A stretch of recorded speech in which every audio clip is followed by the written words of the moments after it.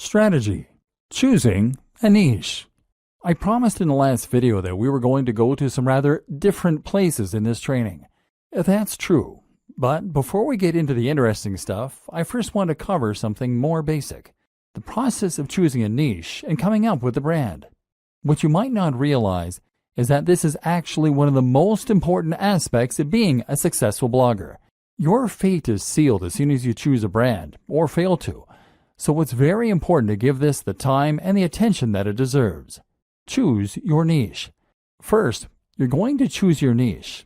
Entire trainings have been created on how to do this, but I'm going to simplify the matter for you incredibly by saying this: the niche you pick should be the subject that you are most passionate about.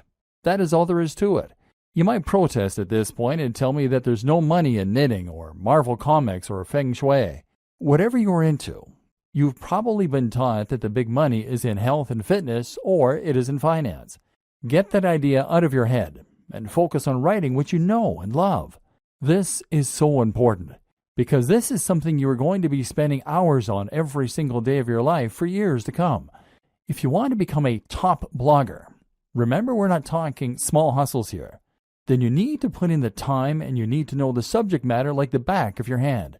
You're going to have to write this content yourself too, which is just one more reason that it needs to be something that you understand and that you love. What a lot of people do is to pick a niche that they are only somewhat interested in that they think can make them money. Then they hire a writer to fill it with content and they wait for their site to grow. This never works. It might make you some money, but you will not become a top blogger. Why? Because this strategy isn't going to bring anything new to the table and won't have your personality. Let's say you're writing about fitness.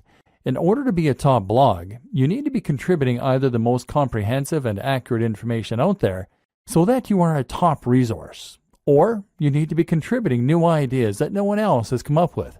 You need to give your unique take on that matter and provide interesting insights and ways of looking at things that other people won't have considered. You need to do this in your own voice, in a way that lets people know what you're about, and that makes people want to keep on coming back to your site. If you hire a writer, then even the best writer in the world is going to give you content that is generic. They won't use their own personal voice because they're ghostwriting, and they won't contribute completely new information. That's because they're writers, not experts in that niche. And even if they were experts in that niche, they wouldn't want to give ideas that were too new, too controversial, or too unique, because they'll assume that you want to sound like you. In other words, they can't put words in your mouth. Only by writing it yourself can you bring something new to the table. And you can only do that if it's a topic you really know and understand.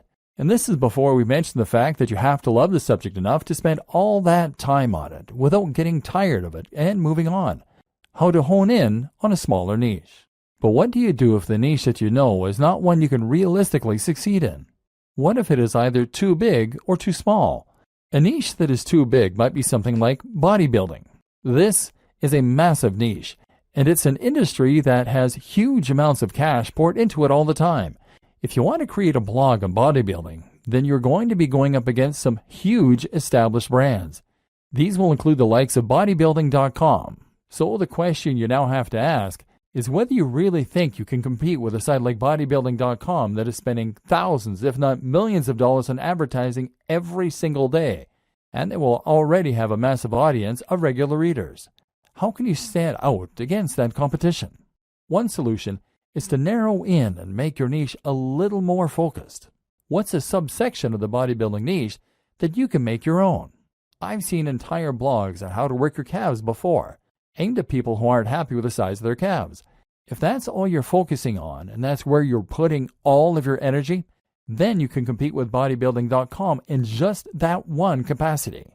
But a better example might be to focus on a specific demographic. That can mean fitness for the overweight, for the elderly, for women, for students, for moms, or for entrepreneurs. One of my favorite examples of a successful blog is Nerd Fitness.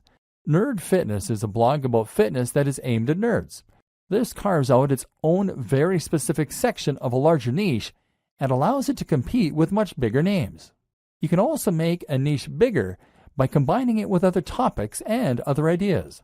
Nerd Fitness does this in a way because the concept allows the blogger to write about other topics too, in particular nerd culture. Then there are examples like The Art of Manliness. This is a blog that covers everything that the author considers to be manly, from health and fitness, to style, to how to smoke a cigar.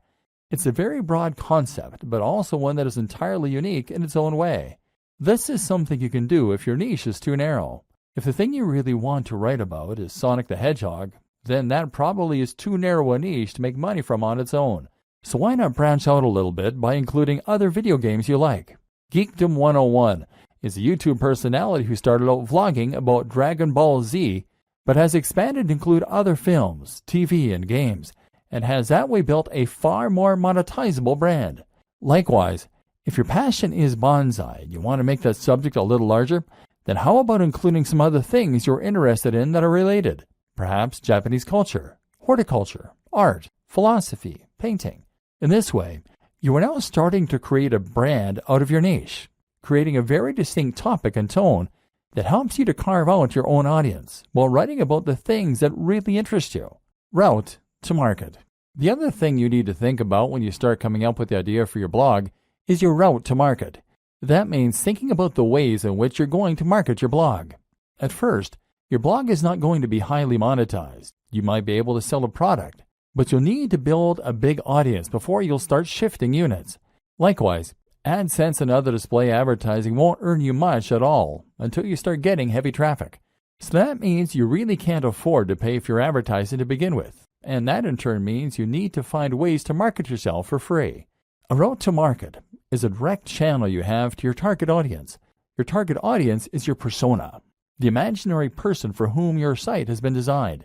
You need to know what kind of person this person is and where they can be found. Then you need a way you can reach them for free.